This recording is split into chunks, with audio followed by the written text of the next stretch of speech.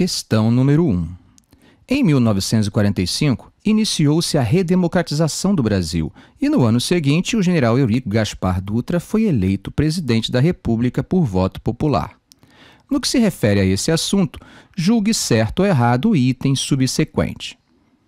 Durante o governo Dutra, lideranças do Partido Comunista conduziram diversas reivindicações sociais, estimuladas pela falta de reajuste do salário mínimo.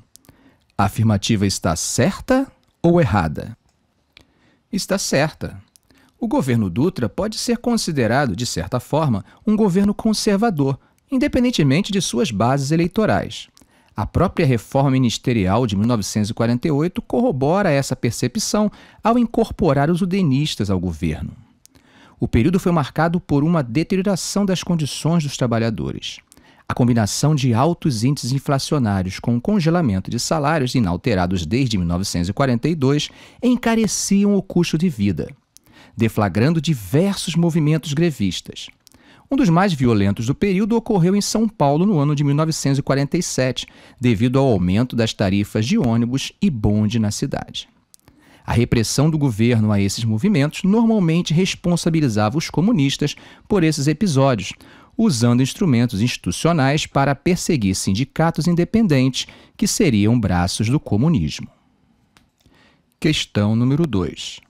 Julgue certo ou errado o próximo item, relativo à República Liberal de 1945 a 1964. A Lei Agamenon Magalhães, de 1945, estabeleceu como condição obrigatória para o registro de qualquer agremiação partidária o seu caráter nacional. Normativa que rompeu, de forma definitiva, com a tradição republicana brasileira de estruturar partidos políticos regionais. A afirmativa está certa ou errada? Está certa. Agamenon Magalhães teve papel importante no governo de Vargas.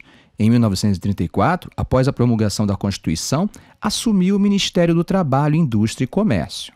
Foi durante esse período que sua pasta implantou a lei que exigia a reserva de 2/3 das vagas nas empresas comerciais e industriais a trabalhadores brasileiros.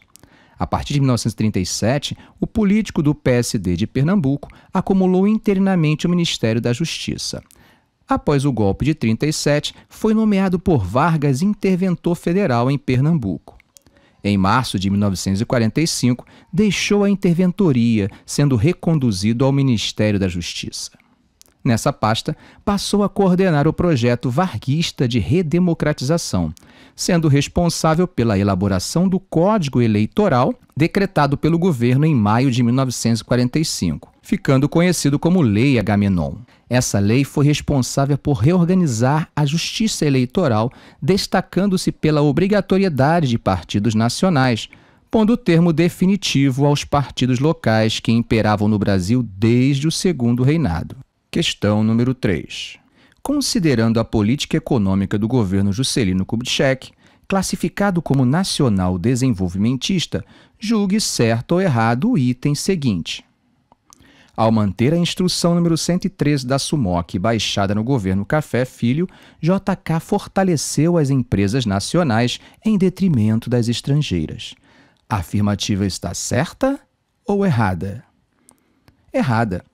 A instrução número 113 permitia a entrada de capitais estrangeiros no país em condições substancialmente mais vantajosas.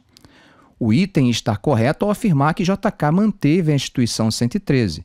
No entanto, fica evidente o erro das demais partes do item.